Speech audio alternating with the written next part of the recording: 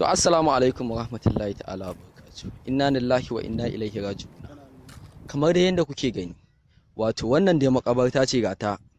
Makabarta ce mai ɗimbin tarihi, babban makabarta a cikin garin Rigasa. Kowa ya san wannan makabarta an binne manyan mutane da dama a cikinta. Sa'annan kuma jama'a ya kamata ku gane wani abu ɗaya. Ita duniyan nan gaba ɗaya ba matabbata ba ce. Yau kai ne a duniya, an jima za a ce babu kai. Gobe za a ce babu kai, wata ran za a neme ka a rasa, ko ba daɗe ko ba jima.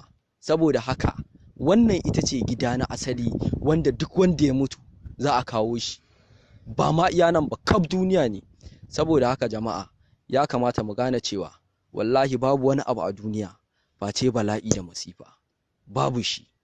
Duk wani abu, duk wani jin daɗi da ka sani a duniya ko wani abu, wallahi ba jin daɗi ba ne.